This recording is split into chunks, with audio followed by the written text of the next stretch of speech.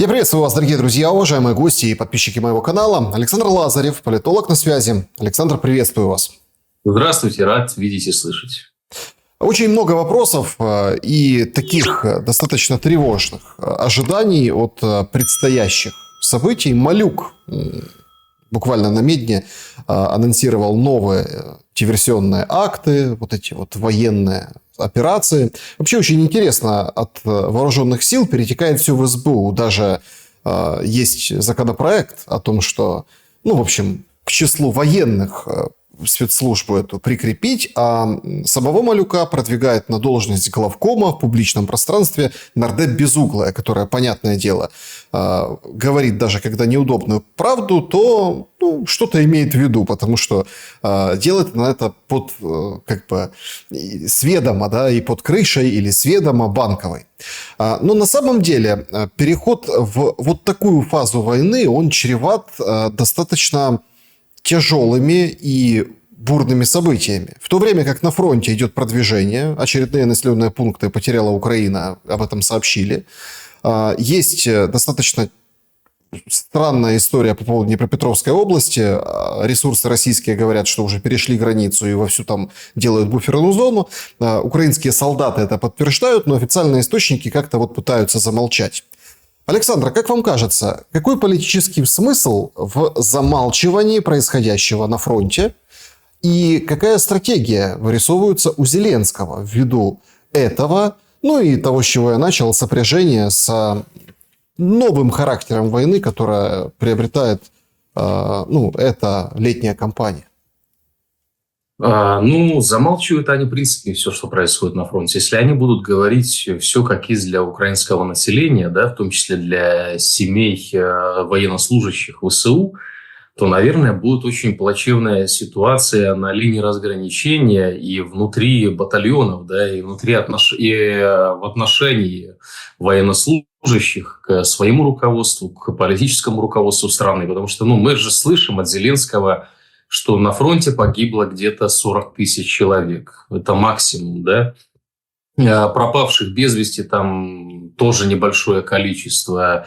В общей сложности, если послушать Владимира Александровича, то у него все хорошо. То есть потерь он не несет, только мы видим, да, там обмен телами состоялся 1212 на 27. Это уже вопрос, да, к тому, что кто несет больше потерь. Если верить официальной госпропаганде Киева, то Россия должна нести самые большие потери, 1 к 10 при наступлении. Это же эксперты рассказывают их. А по факту, когда происходит обмен телами, мы видим соотношение. Дальше это очень важный момент, почему они не говорят правду. То есть они, если они раскроют все карты, они как минимум просто потеряют контроль над военнослужащими Украины. Что делает Малюк? Метит он на главкома, не метит? Я бы, наверное, всю эту шайку отправил на передовую. Раз они хотят, да, вместо ВСУ, пускай пойдут и на нуле постоят, пускай пойдут повоюют, вместо того, чтобы прессовать бизнес в Киеве, вместо того, чтобы пытать людей в застенках. Пускай и займутся делом, раз они такие воинственные. Они же себе приписывают заслуги там большие. Заявление Малюка насчет диверсий и терактов, да, что, дескать, Россию ждут большие сюрпризы, он сказал. Большие сюрпризы. Но 2 дня назад буквально Зеленский, уезжая в свой бункер, сказал украинцам: держитесь, когда начались массированные обстрелы, да, Харькова, Одессы и Киева. То есть это была часть удара возмездия, о котором сказал Владимир Путин. И потом Трамп, а это важно, Трамп сказал, что он разбомбит их к чертям. Это дословная цитата Трампа. Дословная цитата Трампа. И после этой цитаты, когда прекрасно понимают в Киеве, я уверен, что они отдают себе отчет, какие есть возможности в России для нанесения воздушных ударов. С учетом того, что у Киева сейчас огромнейшие проблемы со средствами ПВО, а даже если бы не было проблем, то есть те системы, которые обходят ПВО. И об этом говорили эксперты Киева и западные эксперты, не только российские военные эксперты. Те же орешники, кинжалы, да, сколько бы Кличко не заявлял, что над Киевом сбит кинжал, он ходил, фотографировал, если бы сбили кинжал, приехала бы американская комиссия, забрала бы и исследовала это вооружение. Так как, напомню, у Соединенных Штатов Америки до сих пор нету системы гиперзвукового вооружения. Это частности. Дело в том, что у России есть возможность нанести массированный жесткий удар. Почему наносится такой средней тяжести удар? Да, это уже вопрос политического характера, договоренности между Россией и США, там, возможно, какие-то ходы на международной арене, но тем не менее. А в Киеве пытаются вызвать этот массовый удар. То есть прошло всего лишь 2 дня, пострадало много объектов, пострадали объекты критической инфраструктуры, пострадали производственные мощности в Киеве, да. И тут Малюк говорит, а мы готовим еще сюрпризы. Они чего хотят? Они хотят, чтобы, если они уничтожат еще несколько самолетов ядерной триады с помощью FPV-дронов, они вызывают на себя удар. Понятно, ядерного удара не будет. Россия об этом в лице Путина заявила. Но никто не исключает массированный удар баллистическими ракетами, да, никто не исключает удары орешниками. То есть с какой целью они это делают? С целью, чтобы потом поехать по всему миру в турне и рассказывать, вот вы посмотрите, какая трагедия, вот Россия обстреляла, вот какая жуть. А зачем вы провоцируете? Ведь с точки зрения ведения боевых действий, по линии фронта, да, как они заявляют, что они хотят отвоевать свои земли, это никак не влияет. То, что те теракты, те диверсии, которые происходят в глубине России, не влияют на линию соприкосновения. Вот никак. Они политически влияют. Тут Зеленский после того, как были нанесены удары FPV-дронами по стратегической авиации, он же поехал и сказал, Трамп говорил, у нас нет карт. Так вот, смотрите, у нас есть карты. У нас есть карта. Ради вот этого он это делает. А о последствиях в Киеве давно не задумывается. А что касается Марьяны Безуглой, я хорошо ее знаю и, может, открою для кого-то секрет большой. У женщины справка есть. Поэтому то, что она эксперткиня, да, и сливает информацию, она не совсем в адеквате находится. И я даю себе отчет, когда об этом говорю. Я, к огромному сожалению, имел больше сотни, наверное, вербальных контактов с Марьяной. Во время эфиров и между эфирами. Это те дела давно минувших дней. Безуглая говорит, что россияне пошли на Сумскую область для того, чтобы угрожать Киеву. Там 300 километров до Киева, но тем не менее. Вообще так широким махом в последнее время идут заявления со стороны власти украинской. В том плане, что Безуглая говорит, Сумы это для того, чтобы к Киеву подойти, да, чтобы давить на Украину в процессе переговоров или в процессе завершения войны. Зеленский собирает в Одессе представителей Южно-Восточной Европы, Балканы, Греция, и приглашает Вучича. Показательная история была, как Вучич предлагает 2 города отстроить Сербии, широкая душа сербская, но не подписывает декларацию после. На этом саммите встречался Зеленский с Санду и новым президентом Румынии. Какие-то непонятные физиономии. То есть, оно не сказать, что гримасы, но какие-то загадочные лица. Да? То есть, гримасы – это когда Вучич выступал, и Зеленский пытался реагировать, эмоционировать. Сзади него Ермак. Как всегда, то есть, Ермак должен быть в кадре, за спиной у Зеленского. И там они как-то реагировали. Что означает эта причерноморская ставка Зеленского? Есть ли она? И ожидать ли неожиданностей в том регионе? Ведь до этого, буквально сразу после паутины, этой спецоперации СБУ, прошла информация в западной прессе о том, что в принципе рассматривали и Приднестровье, как, скажем так, территорию, куда можно было ударить. Но вроде как Молдова не согласилась. А сейчас получается какая-то странная встреча с новым руководством Румынии. В общем, много загадок. Сам саммит ни о чем. Да, он ни о чем на самом деле. Если мы посмотрим на уровень влиятельности глав государств, которые приехали на этот саммит, так он нулевой. То есть он равен нулю, да, и не только в геополитическом смысле, на Евразийском континенте, да даже в Восточной Европе.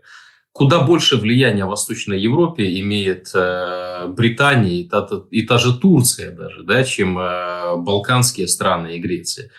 Поэтому мне, честно говоря, подобные саммиты напоминают великую Ялтинскую конференцию Пинчука, которая проводилась всегда на Бессарабском рынке, да, либо возле. То есть там собирались лидеры, европейские представители, представители грантовых организаций, на это выделялись немалые деньги иностранных организаций, да, и того же Пинчука для того, чтобы всех собрать и сесть за столом, подумать, как же им возвращать Крым, да, это очень важно, давайте подумаем.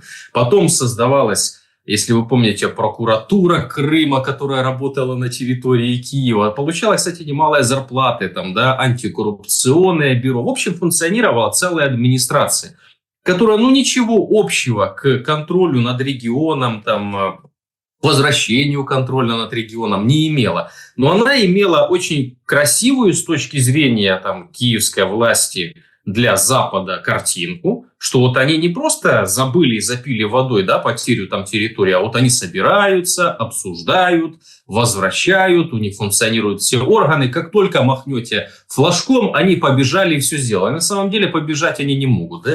Это по объективным причинам и ничего сделать не могут. То же самое с этим саммитом в Одессе. Приехал Вучич, удивительный персонаж, да, на 2 стульях сидит прекрасно. Недавно был на 9 мая в Москве на фоне Кремля, записывал там душещипательную речь, что, дескать, Сербию не победить. История единая Сербии и России. Потом приезжает в Одессу, сидит за столом Зеленским, говорит, мы поддержим территориальную целостность Украины. Ну, понятно, на Вучича идет сейчас немалое давление со стороны Европейского Союза, да, как то же самое, что и с Венгрией, на Орбана, да, те же заявления резкие Орбана, которые недавно звучали в сторону Владимира Путина, да, и в сторону России, а до этого Орбан пытался, ну, как-то пропетлять между. Это все говорит о том, что идет все-таки давление. Понятно, эти страны находятся географически в Европе. Торговля, рынки сбыта, все связано с Европейским Союзом. Ну, сербы там стремились, не стремились, но торгуют они все равно в большинстве своем с Европой. И когда идет экономическое давление, то идеологические моменты, ну, как-то привычно уже в мировой политике, уходят на второй план. Поэтому они приезжают, они делают заявления, он будет восстанавливать 2 города. Сербия богатейшая страна, наверное, чтобы, да, строить на территории Украины 2 разрушенных города. Ничего общего с реальностью подобные саммиты не имеют. Эти слова всего лишь для большой аудитории, чтобы показать свою лояльность этих государств к украинскому вопросу, и чтобы а когда на них будет осуществляться давление со стороны Европы, которая, опять-таки, по словам генсека НАТО, да, и там главы Евросоюза, заинтересованы в продолжении ведения боевых действий на территории Украины. Понятно, они это рассказывают, что, дескать, чтобы войны не было на территории Европы. Пусть лучше она будет в Украине, да, пусть там украинцы с русскими гибнут, воюют, а вот у нас ее не будет. Но на самом деле это очень, очень большие потоки. Они заинтересованы в сохранении этих денег, этих потоков. И когда подобные страны, как Венгрия, там, да, Сербия, Словакия, как-то мешают им это делать, то необходимо давить. И вот они дипломатически пытаются себе такое некое окно возможности выиграть. Ну как, ну мы не пророссийские, мы же видели, мы приехали, мы готовы отстраивать города в Украине, мы готовы помогать, мы поддержали территориальную целостность Украины в присутствии Зеленского, Ермака и всех. Чего вы от нас хотите? Какая пророссийскость? Да, мы не подписали. Ну а что я должен подписывать, если это противоречит там интересам моего государства, как Вучич об этом говорит, да, то есть и здесь пропетлял, как уж на сковородке, но пропетлял, создал себе возможность. А с точки зрения Зеленского, он еще раз пытается себя легитимизировать, то есть потому что, ну, я не устану повторять, это нелегитимный человек, я не знаю его статуса с 24 года, с мая он не имеет статуса, то есть статус диктатора, да, но он нигде юридически не зафиксирован, не прописан, но он таким образом себя легитимизирует на международной арене. С ним встречаются американцы, европейцы, вот даже европейские страны, которые там, казалось бы, пророссийско настроены, и то с ним садятся за стол и разговаривают, и что-то предлагают. Для него это чистая легитимизация своих действий. Для этих возможность окна, чтобы пропетлять между 2 сторонами. С точки зрения реальности – 0. Полнейший 0, как и Ялтинская конференция на Бессарабке. Ну, то есть, та конспирология, что Зеленский, Санду и румынский новый президент что-то задумали, наверное, вряд ли. Не, понимаете, они могут задумать. Нет, ну Румынский Зеленский просто выходит и говорит, что цель России выйти на границы с Молдовой и ну, то есть то, с чего я начинал. Тут Безугла в Сумском направлении видит угрозу Киеву. Зеленский говорит, что вот смотрите, захватят Одессу, выйдут на границы. То есть понятен уровень нагнетания. То есть да. все прекрасно понимают. Нужны деньги, нужно оружие, нужна консолидация. Я хотел добавить один момент. Вот даже на видео, да, когда вот этот полукруглый, ну, откушенный круглый стол в Одессе, да, эти там кортежи лютые, по 30 машин в одном кортеже. Зеленский вел себя очень, ну, как сказать, свысока, что ли. Давайте назовем это так, да, свысока.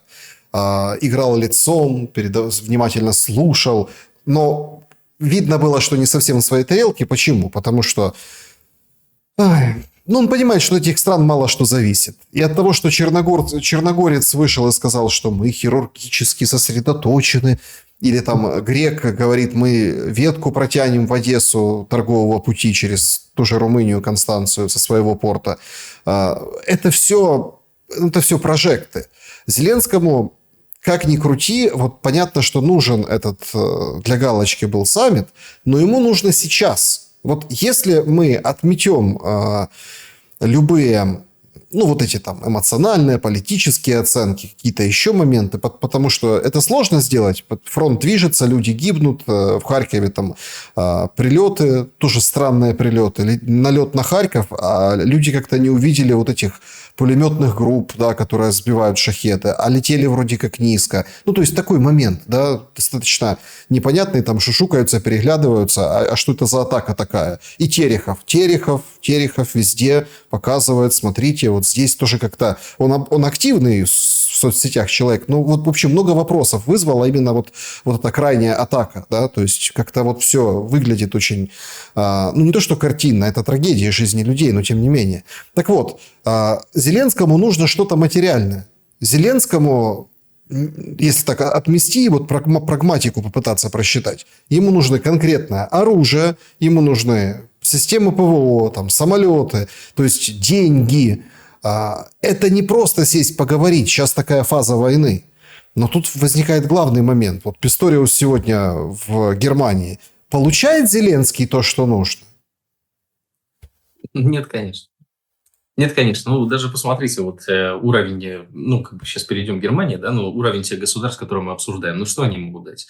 Они производят системы ПВО, да, либо там у них есть какие-то большие концерны ВПК, которые там контролируются Черногорией, Грецией, Хорватией, Сербией, да, там, ну, неважно. Ну, суть в том, что есть у них концерны, нет таких концернов. Есть у них своя федеральная резервная система, нет у них федеральной резервной системы. Есть у них какие-то большие запасы, и эти страны являются богатейшей там банковской системой, да, там мировой, которая контролирует потоки. Нет. То есть эти страны регионального характера, и они ничего не решают. Именно поэтому Зеленский сидит с таким лицом. Он же привык встречаться с лидерами больших геополитических государств, с Трампом, там ссориться, да не просто разговаривать, ссориться в Белом доме в овальном кабинете с Трампом.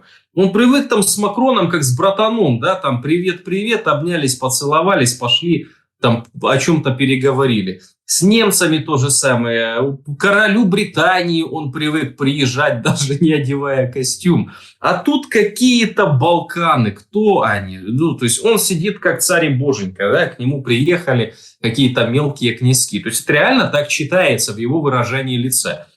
Насчет Молдовы, Приднестровья, хочет ли Россия, да, там, взять под контроль Одессу, имеет ли такие планы? Я, понятно, не знаю, да, это знает опять-таки один человек в России, да, и, возможно, Генштаб.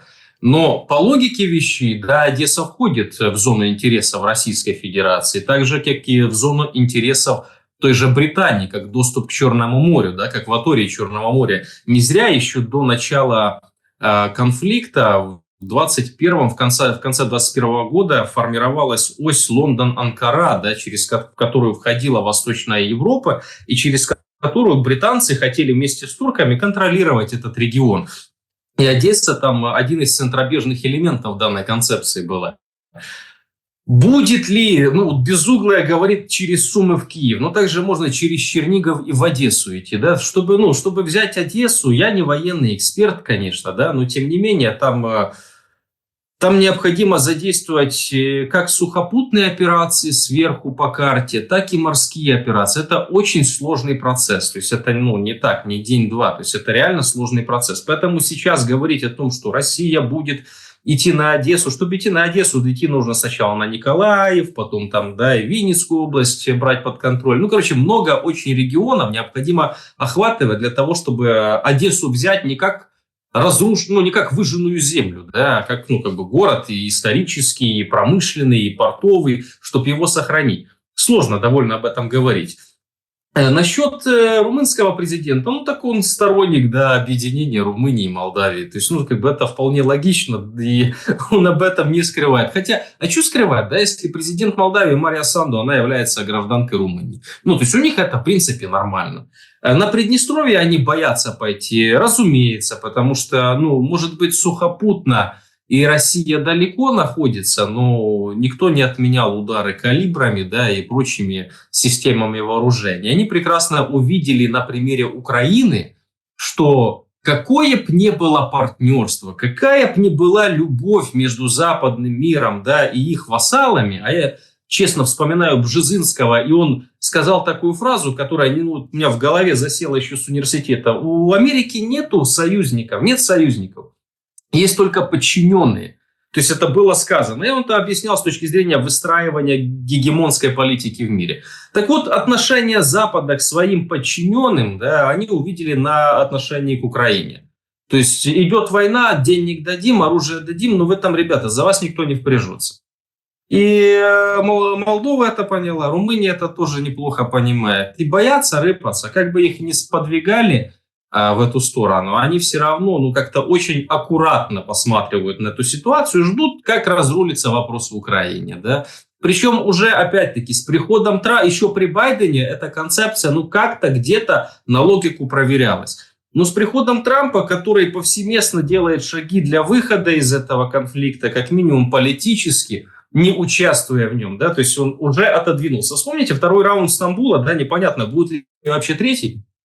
Обмены пленными там и телами – это один вопрос, да, другой вопрос – обсуждения. Ведь Зеленский что сказал? Он сказал, что обсуждать делегация не имеет права обсуждать территориальные вопросы. А это как бы основная тема. Это реально основная. Не передача погибших, не передача детей, не обмен военнопленными, как бы это цинично не звучало, вопрос территории – это одна из основных тем. Помимо там статуса государства, да, продвижения НАТО и вот таких вот очень больших объемных вопросов. Это важный момент. И Зеленский сразу застолбил, сказал, эта делегация не уполномочена обсуждать такие вопросы. А это значит, зачем встречаться дальше? О чем разговаривать? Не-не, я тут с вами подискутирую, Александр. Смотрите, ведь нам в Стамбул вскрыл очень интересную, второй Стамбул, очень интересную историю.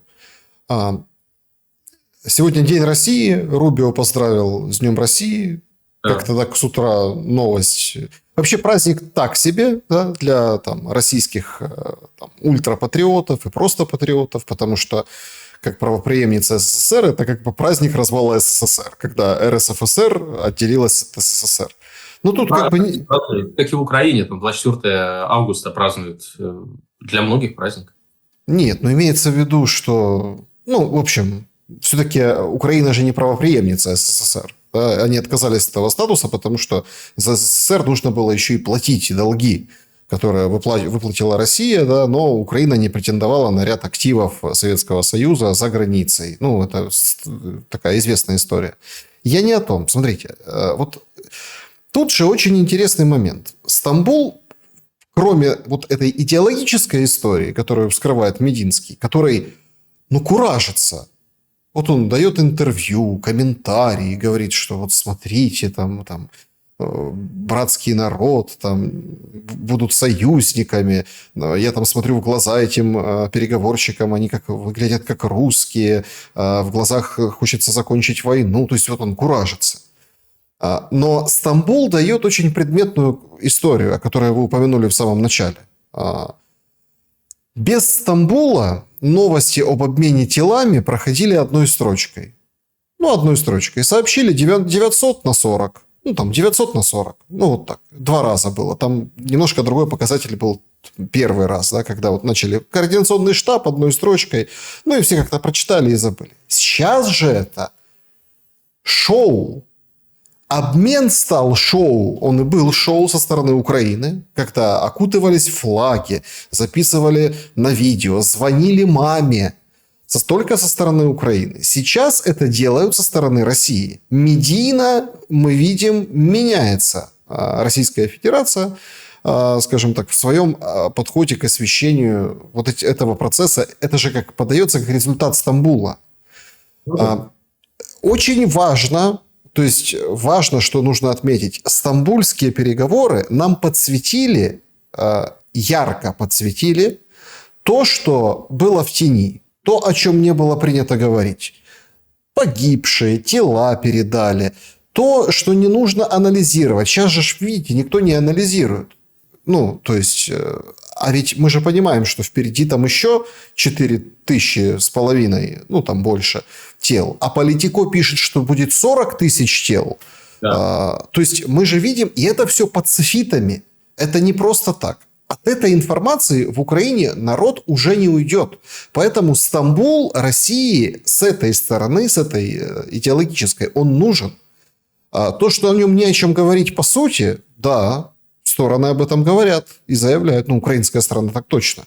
Но для продолжения войны и перевода ее на идеологические какие-то деморализирующие, да, рельсы, это принципиально важно. Так что, мне кажется, Стамбул 3 будет. Не, он будет, но вопрос Стамбул-3 в виде переговоров о фундаментальных вещах, как изначально, да, Стамбул объявлялся, и об этом Владимир Путин говорил. Зеленский там это отдельная история, да, но об этом российская, американская сторона как минимум об этом заявляли. И Стамбул, в который он перерос сейчас, это две большие разницы, как говорят в Одессе. Да, это Стамбул, действительно, вы правильно говорите, обмен телами, обмен военнопленными. То есть это основное направление, которое будет в Стамбуле работать. Но не территориальные вопросы. Хотя Россия словами президента, публичными словами, уполномочила Мединского разговаривать по этим вопросам, по созданиям буферной территории, по контролю над регионами, да, по каких-то там тактических либо оперативных сдвижениях в ту или иную сторону. То есть об этом было сказано, об этом было объявлено. С другой стороны, Зеленский говорит, что только с Владимиром Путиным, больше ни с кем, только раз 5-й уже говорит. Ему 5-й раз отказывают, сначала дипломатично, а потом уже Путин сказал, что с террористом и нелегитимным встречаться он не будет. Но после этого, после того, как тебя назвали террористом нелегитимным, ну еще раз напрашиваться, ну давайте поговорим, уже как минимум выглядит неуважительно по отношению к себе, да, то есть это, с точки зрения дипломатии как-то уже неприлично. Тебе жестко ответили, все, на этом, на этом точка. Но Зеленский же заявляет, что кто такой Мединский, а к нему присоединяются, к заявлениям Зеленского присоединяются его европейские коллеги, говорят, там какой-то там историк, да, о чем нам разговаривать с каким-то там историком, хотя это историк уполномоченный как глава переговорной группы президентом Украины, а в России, если это помощник президента и его уполномочили, то он действует от лица президента, да, на Банковой, может быть, как-то это по-другому сейчас устроено, но раньше и в Украине так было. Помощник, советник президента, которого уполномочили, как у Витков, например, в США. Это во всех странах. Если тебя уполномочил президент, и ты не имеешь статуса в госслужбе, там, условно говоря, там, министр чего-то, а ты просто советник или помощник, то тебя уполномочивают, ты говоришь от лица государства, от лица президента. У тебя на это есть право. Вот. На это пытаются закрыть глаза, и Зеленский начинает рассказывать, что это непонятно какой человек. Россия со своей стороны дает понять... не Киеву даже, дает понять Западу, что скажите спасибо, что вот Мединский приезжает разговаривать. Потому что Зеленский вообще никто говорить не будет. Он непонятно какого статуса человек сейчас в этом процессе. Поэтому, да, то есть с точки зрения обмена пленными, обмена телами, Стамбул будет работать. И я уверен, будет Стамбул 3-й раунд, 4-й, 5-й. Очень много тел, действительно. Я почему-то верю Политико, что действительно больше 40 тысяч. А сколько пропавших без вести, да, украинских военнослужащих в статусе пропавших без вести? А мы же понимаем, что если Верховная Рада принимает закон, в котором прописывается, что люди в статусе пропавших, то есть семьи военнослужащих, которые в статусе пропавших без вести, смогут получить компенсацию как об утере кормильца семьи в случае окончания войны в прошествии 2 года и в случае выигрыша суда. Это значит, что они уже подготовили нормативную базу, чтобы не выплачивать. И для Зеленского, для его окружения, для той банды, которая на этом наживается, для них очень удобное положение дел, в котором там 500 000 человек, условно говоря, будет находиться в статусе пропавших без вести. Уже ж этот флешмоб запустили матери, да, и жены ВСУшников, которые пропали. Говорят, там, я не боюсь молчать. Я эти видео смотрел своими глазами. То есть они рассказывают, они говорят, что нас запугивают, нам не разрешают, не рекомендуют рассказывать о том, что происходит, что там происходило в 110-й бригаде ТРО, когда живых военнослужащих, которые вот в части находятся, записывали в пропавших без вести. Для чего это все делается? С идеологической стороны понятно, если Зеленский признает такие потери, которые есть на самом деле, да, а мы видим вот разные цифры. Там Генштаб украинский дает там не больше 40 тысяч, американцы там 100 с чем-то тысяч. Российский Генштаб дает больше 500 000 погибших. Ну, совсем разные цифры. Понятно, что какое-то... У Украины тоже сегодня миллион российских солдат. Это же прям, прям все так раструбили. То есть, то, что в них никто не верит, но когда переваливается какую-то круглую цифру, все сразу как бы... Вот это... это погибель суда. Чем больше ложь, тем охотнее в нее верят. Просто, если 1 000 000, хорошо. Давайте чисто на логику, без какой-то пропаганды. Вот я всех призываю. Если есть 1 000 000 погибших, вот Россия предлагает 6 тысяч передать тел погибших в ВСУ. Предложите больше. Если у вас есть, возьмите и предложите. Просто вообще страшная история с этими телами, Александр, честно. Да. Потому что это же надо вдуматься. Это, получается, этих погибших солдат собрали, отвезли куда-то в какую-то точку, какой-то большой морг или в несколько моргов. Да? Их там, сохранили. Заморозили. Да? То есть, да, в холоде. То есть, их сохранили, их подготовили к этому передаче. Это серьезные шаги. И вот с украинской стороны песенка крутится только вот это с начала войны, вот этот Кондратенко или как ее там, про Ваньку-встаньку и черный пакет. Просто это... Нет, просто вот насколько просто поменялось, перевернулось все с начала войны и вот сейчас. Дело не в пакетах и не в форме. Дело в том, что это усилие, на это нужно финансирование, это нужно организационное, то есть чтобы хранить тела. И вот это соотношение 1212 на 27 нам тоже как бы показывает, да. Причем обмены будут продолжаться, и тут очень такие, знаете, мысли разные приходят вообще в понимании вот этой войны. Наверное, за этим это все так делается и подсвечивается. Давайте, закончите мысль и пойдем дальше. Так вот еще такая если вы не передаете, если у вас так вот много, такое большое количество погибших, передайте. То есть они же медийщики. Мы с вами прекрасно знаем, что эта власть Зеленского, это чисто они с медийной культуры, с медийного пространства, они умеют красиво подавать. Они плохо управляют государством, это факт, да, но подавать красиво они умеют. Любой проигрыш могут развернуть себе в пользу и показать как выигрыш. Почему вы этого не делаете? Значит, нет. И второй момент, тоже на логику. Об этом говорят военные эксперты. Когда идут боевые действия, и одна армия постоянно наступает, а другая отступает, то та, которая наступает, так уж сложилось, увы, собирает тела и своих, и противника. И свои, и той стороны собирает. Если мы посмотрим сейчас на карту боевых действий, за последних, год, наверное, уже, наступлений или контрнаступлений со стороны ВСУ не было. В основном наступления идут со стороны российской армии. Год. Последнее контрнаступление ВСУ было, если не ошибаюсь, это 23-й год в запорожском направлении. То есть, когда на юг шли. Вот. А все вот последующее время наступление российской армии. Поэтому нету логики в том, что Украина рассказывает, что вот на территории там у них есть много тел погибших военнослужащих Российской Федерации. Собирают, к сожалению, тела, те, которые наступают. Вообще, к сожалению, собирают тела. К сожалению, люди погибают. Да? Это чисто человеческое мое отношение. Но это война, и в войне так всегда происходит. Вопрос просто политики, да, и в первую очередь Зеленский, потому что это, он же себя позиционирует главой государства, на территории которого идут боевые действия. Он должен первый быть заинтересован. Черчилль. Черчилль. Да, Черчилль, 100%. Видели, как он себя сравнил с Черчиллем? Видел, да. Я считаю, что ему нужно переходить уже на Македонского, да, и на Цезаря. Думаю, в канатчиковых дачах так быстрее его за своего примут. Потому что, Черчиллем он уже 2 года является или 3. Сумасшедший человек, что возьмешь? Он то плакал, то смеялся, то щетинился, как юж. Очень важная история, которую тоже не обсуждают. Сказал и сказал Зеленский. Но на самом деле мы видим, опять-таки, в этом... Почему вот все же очень поражаются, почему люди там смотрят, да? То есть YouTube, вот эта вот история была с эмоциональным обращением к украинцам Арестовича, да? И мне так поразило, это вот вчера, позавчера, вот это сегодня.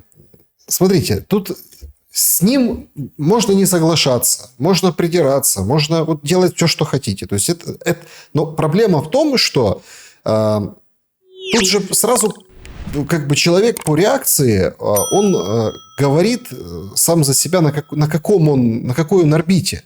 Да? То есть среди кого он. Да? Если там хейтит, он на одной орбите. Если там пытается копнуть, а вот что ты говорил там в 22-м году, да, это вот на другой орбите. То есть сразу понимаешь уровень по реакции, уровень людей. Да? А те, кто вот над этим, они же понимают, зачем это сделано, как и почему. Однако, почему сюда я захожу? Потому что я вот увидел, я вообще редко листаю Facebook, но это там украинская, скажем так, они начинают что-то понимать, кажется. Говорит, смотрите, а что такое? Все каналы вырезали, понесли, вот это все. А как они это смотрят, эти все каналы? Они же такие патриотичные. Это же получается, вы распространяете подсанкционный контент. Да. И они так удивляются, типа, может, надо статью какую-то? Что это такое? Что значит вы взяли и распространяете? Один канал же под санкциями, второй. Есть ответственность за это, да. Вот интересно посмотреть. То есть, получается, что все смотрят, а другим запрещают. Да? То есть, вот сразу понятно, кто на каком уровне. Так вот, мало обсуждается, а ведь это очень важное заявление. Выходит Зеленский, говорит, что санкции против России, вот эти, за которыми ездил Ермак в США, очень, кстати, малоосвещенная поездка. По сути, малоосвещенная. Есть там утечки из кулуаров, что, мол, как-то вот чернее тучи вернулись оттуда украинские делегаты. Но это опять-таки это эмоции. Там хай малый малому скажи, хай малый ты ляпер в'яже. То есть через какие-то эти все доносятся. Мало осветили. Да? Здесь выходит Зеленский и говорит, условием санкций является снижение мобилизационного возраста до 18. Сказал, сутки это погуляло, как-то так вот, не то что отрезвляюще, так философски, да, к этому все там отнеслись, мало кто это комментировал, вот так вот прямо. Потом вышел Подоляк и, понимает, что это услышано людьми, украинцами. Выходит Подоляк и говорит, нет, типа, да, это правда, западные партнеры хотят понижать мобилизационный возраст ради санкций, но Зеленский на это не пойдет. Но в то же время прокачивается эта история, что женщины будут воевать, там, с 18 лет будут воевать. И действительно мы находимся на таком каком-то изломе, да, информационном изломе, когда уже принятое решение, например, завтра парламент собрались, проголосовали, их все равно никто не увидит, там, если Гончаренко стрим не запустит в ТикТоке, да, проголосовали, и все, и никто ничего не скажет, не отреагирует, потому что к этому подготовили. Ожидается ли вот этот момент X снижения мобилизационного возраста и активного призыва женщин? Как вы думаете? А я считаю, что это неизбежность, если не будет подписан мир. То есть это будет неизбежно. И причем, что бы там ни рассказывал Подоляк, Ермак, Зеленский, что их пытаются заставить злые западные политики в Вашингтоне, чтобы ввести санкции, это всего лишь перекладывание ответственности на другие лица. То есть, потому что они понимают настроение в обществе. То, что там КМИСы всякие публикуют, да, которые сейчас на коленке делаются в офисе президента, эти соцопросы, что там больше 60% готовы терпеть столько, сколько надо. Такие прям терпилы, да. И еще там столько-то процентов готовы. Это все чушь. Это просто не имеет ничего общего с реальностью. Провести соцопрос сейчас на территории Украины практически невозможно. Практически невозможно. Люди запуганы, как минимум. Но то, что они это делают, они на самом деле понимают реальное настроение в обществе. Понимают, как люди относятся к насильницкой мобилизации. Понимают, как люди относятся к действиям ТЦК. Но они же не просто так пытаются как-то регламентировать, смягчить, показать, что там кого-то наказали точечно, да? Выдать какую-то брошюру поведения ТЦК с населением. Это же не просто так. Это уже как следствие, да, на реакции населения. Значит, они это понимают. И они прекрасно понимают, как будет воспринята мобилизация там, с 18 лет. Прекрасно понимают. Вы только вдумайтесь, дорогие зрители даже, что 18-летнему парню, когда Зеленский пришел к власти, было сколько? 12 лет? 12 лет! То есть это шкет, который в школу ходил. И сейчас Зеленский, не сейчас, да, в ближайшее время, если мир не наступит, да, а Зеленский все сделал для того, чтобы не наступил, отправит его на фронт. А даже сейчас, посмотрите, публикуются данные о погибших военнослужащих ВСУ, с российской стороны публикуются. И там такие даты рождения, как 2005 год фигурируют, 2004 год. Это ребятам по 20 лет, 21, 20 лет. Они недавно школу окончили. Ладно, трагедия большая, но опять-таки, возвращаясь к этому вопросу, зачем это все делается? Открывается окно Овертона, начинается обсуждение. Подоляк там закидывает эту тему. Нет, мы на это не пойдем. Они негодяи. Люди услышали, ага, Зеленский-то красавчик, Подоляк красавчик, окружение молодцы. Они не пойдут, но там требуют. Дальше будет политтехнологически прокачиваться идея некая, витать в пространстве, что без этих санкций, без этих санкций западных, прям вообще, никак, просто войну проиграют. Проиграют подчистую. Российские войска будут подо Львовом без санкций, которые может вести Запад. Эту тему будут прокачивать эти добробаты, эти все войска там киевских ресторанов, да, барбершопные пацаны, которые в роликсах ходят по Киеву и рассказывают, что они там воюют. В общем, они это будут прокачивать. Потом это возьмут на вооружение политики. Прокачают до критической отметки, измерят. А потом начнут уже вкидывать такие мысли. Так, слушайте, может, нам нужно мобилизацию провести? Потому что без санкций-то вообще кранты, да? А так мы мобилизуем какую-то часть и сможем отстоять. Но это же не значит, что эти пацаны погибнут. Они там могут выжить, мы их обучим, экипировку хорошую дадим. Да, и такая тема пойдет. Про женщин это сделать гораздо тяжелее. Я пока не вижу вообще такой возможности, да, в нашем обществе. Как будут воспринимать это там украинцы. Потому что, ладно, это в Европе где-то, в западной проводить, там, где давно там феминизм царствует, во главе угла стоит, да, и там гендерные всякие фригендерные равенства, неравенства. В украинском обществе это пока что сделать сложно. Даже все эти парады, которые проводят, они вызывают, мягко говоря, негативную реакцию среди не только там радикальной части общества, но и нормальной части общества в Украине. Поэтому постепенно это внедряется. Возвращаясь к тому, что вы сказали насчет санкций, это прям вообще удивительно. То есть они любой ресурс, который для них несет угрозу, а ваш ресурс несет угрозу, так-то смотрят его много людей, и вы предоставляете возможность говорить таким, как я, да, там, другой точки зрения. Например, там Мосейчук вчера высказался. Мы с ними идеологически прям по разные стороны находимся, да. Но он в Киеве тоже не может высказываться, он тоже санкционный.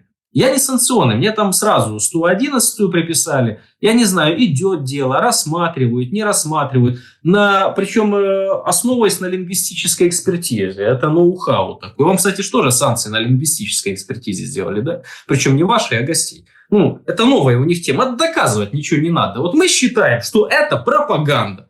Есть какие-то классификации, критерии пропаганды, да? В законе должно же так прописано быть. Нет, это все не важно. Мы так считаем, значит, вот вы неправильно.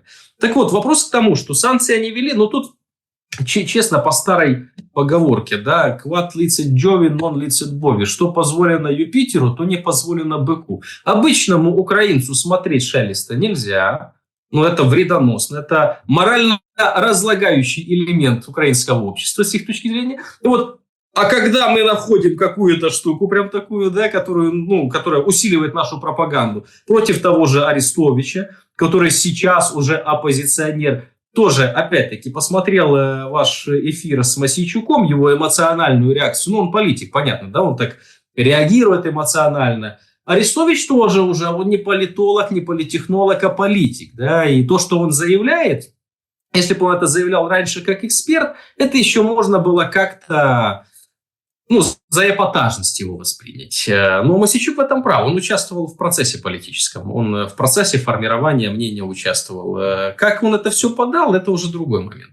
Так вот, я к чему это все веду? Что когда для них это выгодно, чтобы показать вот такие вот негодяи, вот у него же там рейтинг есть у Арестовича? Есть, правильно? Они его меряют. Они понимают, что какую-то часть электората он на себя оттягивает. Если бы он был подконтрольный банковый политик, да, там на данный момент, то, наверное, они бы как-то помягче по отношению к нему, да, высказывали, что-то замалчивали, что-то пускали, что-то не пускали. Так мы сейчас понимаем, что он играет за другую лигу. Вот для них это угроза. Они сейчас формируют на этот фланг Юрия Анатольевича Бойко, да, и же с ними остатки оппозиционной платформы «За жизнь», которая есть в Киеве. О каких флангах вы говорите? Политически. Смотрите, это тоже такой интересный момент. В «Украинской правде» выходит Кондратюк, говорит, в Раде хотят выборов депутаты. Они понятно, что они давно хотят, там куча заявлений на уход, и хотят куда-нибудь там к побережью, там, испанскому, виллу какую-нибудь 4-этажную, понимаете, свою. То, что на царевалы, как говорится. Да? Мы понимаем. Но они хотят выбор. Под что это все делается? Ведь выборами не то, что не пахнет, о них молчат все. И американцы, и русские, и, не знаю, там, европейцы, и в Украине все молчат. Хотя вроде как все готовятся и молчат. На самом деле, мы уже с вами это обсуждали, еще раз скажу, я не верю ни в какие выборы на данном этапе, пока существует Зеленский. То, что парламентарии там нацерували и куда-то хотят убежать, это тоже, это привычно. Я сейчас скажу, наверное, очень непопулярную вещь с точки зрения восприятия украинского общества. Потому что у нас как? Народный депутат – это значит жутко богатый мужик, который попал в парламент, еще больше ограбил страну и уехал. Это раньше, возможно, так и было. Действительно, туда попадали довольно-таки небедные люди, да, они там защищали свой бизнес, получали иммунитет, решали какие-то вопросы. Но с приходом партии «Слуга народа», партии Зеленского, там все с ног на голову перевернулось. Мне когда-то мой покойный товарищ, которого я считаю убила власть Зеленского, Антон Поляков, рассказывал очень интересную вещь. Что значит эта фракция? Сначала, опять-таки, приоткроем такую маленькую занавесь, хотя, может быть, многие об этом знают, что есть депутатская зарплата чистая, есть фракционная зарплата, да, то есть это, как говорится, в конверте зарплата, то есть их платят, кому-то больше, кому-то меньше, кому-то за голосование, кому-то ежемесячную ставку, а кому-то платят за то, что он там ходит на эфиры и отстаивает мнение партии «Слуга народа», таким как Марьяна Безугла, да, и же с ним им платили еще в конверте фракционную зарплату. Там раньше были разные группы влияния. Несколько олигархов заводили своих людей, и в одной из групп влияния, да, одного очень известного олигарха произошел такой интересный конфуз. Значит, он первую фракционку раздал, причем раздал там у себя в офисе. Не он, люди, которые на кассе. Еще не хватало бы, чтобы олигарх там по 10 тысяч долларов раздавал в конверте. Смешно. Люди, которые с ним работали. Раздали фракционку. Все это было зафиксировано на камеру, и когда эти депутаты пришли повторно, уже месяц прошел, надо же зарплату получить, повторно за фракционкой, и вместо фракционки видео показали. И после этого эти пацаны работали на зарплату, на государственную зарплату, голосовали за то, что надо было голосовать. То есть уже никакой коррупции не было. Я думаю, что исходя из схемы, вы понимаете, о каком олигархе идет речь, да, кто настолько интересный и прям изворотливый парень. Но суть в том, что такая тема была еще до войны. После начала войны их всех служба безопасности Украины к ногтю поставила, сказала: ребята, голосовать не будете, всем кранты. Связи с Российской Федерацией, поверьте, вот если нет, найдем у вас удостоверение ФСБ дома, пропуск в Кремль, шевроны, медали. Чуть ли не фотографию с Брежневым могут найти, да, в зависимости от возраста. Суть такая, в общем. Это было сделано и сказано. Поэтому там церковные мыши в основном сидят по сравнению с теми депутатами, которые там находились в других фракциях. Например, там серьезно оппозиция, да, боится, кто-то за вышки свои боится, кто-то за заводы боится, да, конфетные фабрики и прочее. То есть, суть в том, что есть за что держать. Сейчас у них нет возможности получать деньги за голосование. Они голосуют за свободу. Поэтому, так как, я не помню, кто-то сказал, что они прикованы к батарее наручниками, да, но это правда. И то, что они могут хотеть не выборов, а распуска парламента, чтобы сбежать банально, это да. Но другая часть сумасшедших, которые почувствовали власть, недавно... Не знаю, чем он там занимался в жизни, да, тут он в парламент попал, из грязи в князи. То есть он не был ни бизнесменом, ни политиком, там, да, никем. Он попал сразу в парламент. Они за этот парламент держатся, я не знаю, как ребенок за мамин подол. Просто не бросайте, не уходите, никаких выборов. Они после этого никто, если выборы проведут. Это никто, это один момент, это если власть не поменяется, да? А я считаю, что выборы могут пройти только в случае того, когда поменяется власть. А когда власть поменяется, а с учетом того, даже по закону, у них иммунитета и индемнитета нет. Они сами себе отменили. И тогда новая власть поднимет те законы, которые они голосовали. А там много дискриминационных законов, которые противоречат Конституции, коррупционных законов. И пойдут эти все ребята по этапу. Раньше я говорил желтые воды, но учитывая, да, обстоятельства на линии разграничения, непонятно, куда они пойдут, да. Пойдут они по этапу. И у многих из них просто нет денег, чтобы уехать за границу и там шиковать. У Зеленского в офисе президента, в исполнительной части власти, да, там у министров, у силовиков, то есть силовиков очень много денег. У СБУ, там, у контрразведок всех, у них колоссальные бюджеты, колоссальные бабки, они имеют возможность кошмарить бизнес, ставить их на ставку, как это делали братки в 90-е. У них очень много. У Добробатов много денег, да, потому что те ж в СЗЧ кто-то погиб, пропал без вести, деньги платить не надо, где-то оружие продали мексиканцам, да, где-то колумбийцам, и вообще все очень хорошо, чинно-благородно. Они могут уезжать и, как военком Борисов, покупать себе виллы в Испании и Гелендвагены по 2 штуки на лицо. Или, как говорится в народе, на рыло, простите за выражение. Тут тоже такой момент очень, своеобразный. Если взять общественные маяки, да, Слава Вакарчук, безусловно, это талантливый поэт, легенда украинской музыки, человек, к которому обращался продюсер Зеленский, актер Слава. Ты идешь, если ты, то и я. Это все помним. Эти все первые эти зачатки этого всего публичного политического перформанса. Он официально в ТЦК работает. Он служит. ТЦКшник. Но зарплату получает, говорит, эту зарплату он там перечисляет на нужды. В Варшаве нормально собирает концерты. Ладно, Вакарчук, понятно. Такие тоже нужны. Ездить и за границей, и по фронту, и играть, поддерживать бойцов.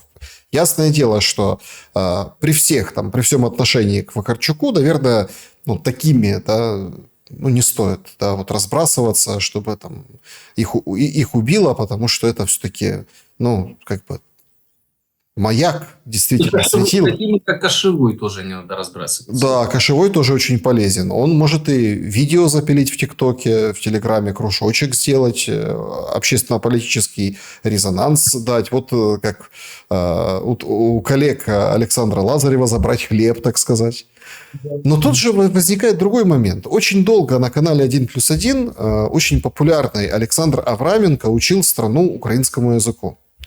Это профессор, филолог. Он вел, да, как правильно, ну, вот эту просветительскую деятельность. Нет, правильно, толково, грамотно, вообще вопросов нет. У него там брали интервью, он издавал учебники, он, ну, скажем так, достаточно профессионал в этой среде.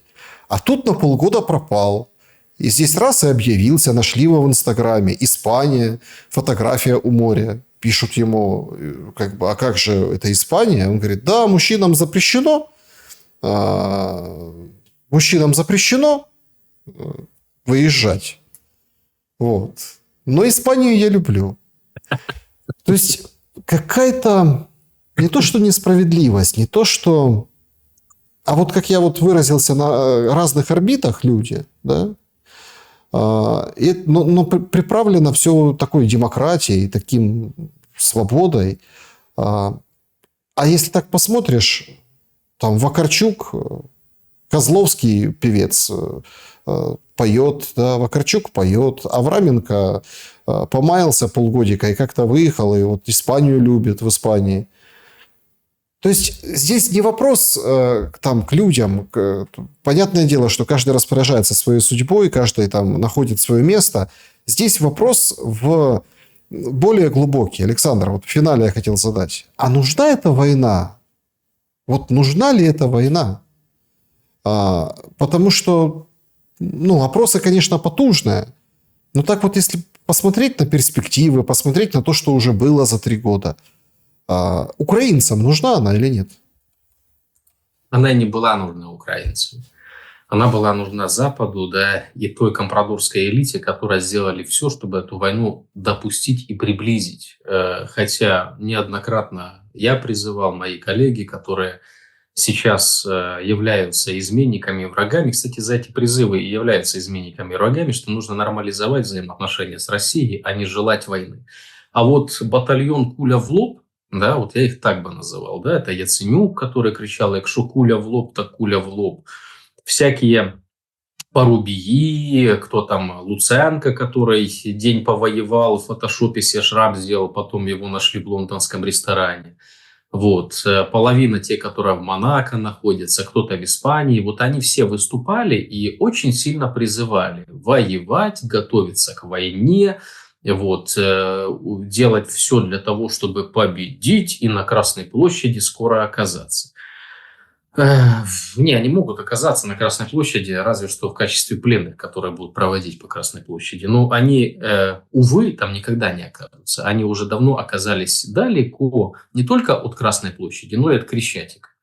Они находятся в комфортабельных жилых кварталах Вашингтона, Нью-Йорка, Испании, там, да, и кому что ближе, кому что ближе.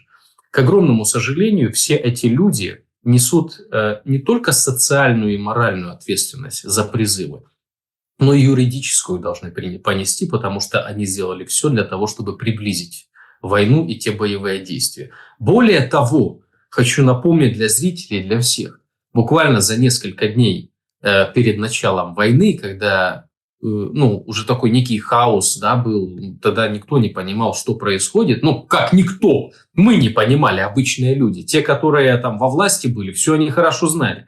И Зеленский, призывая всех, все будет хорошо, будем жарить шашлыки, параллельно с этим все его окружение вывозило свои семьи. И вывозили они их за границы. И у многих эти семьи и сейчас за границами находятся. А они свободно приезжают, работают в Украине, зарабатывают бабки, уезжают в Испанию на месяц, потом возвращаются и курсируют. Это, опять-таки, что позволено Юпитеру, то не позволено быку. То есть, дорогие друзья, есть обычный украинец, да, и есть элитный украинец. Да, ну, не совсем украинец, у него несколько паспортов.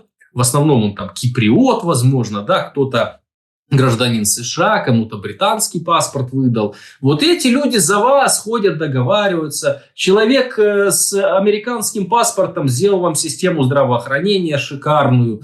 Вот. Человек с американским паспортом, сейчас имею в виду Умерова, да, выступает от лица переговорной группы Украины и разговаривает о чем-то с российской переговорной группой, возглавляет все потоки в Минобороны. Это люди с паспортами других стран.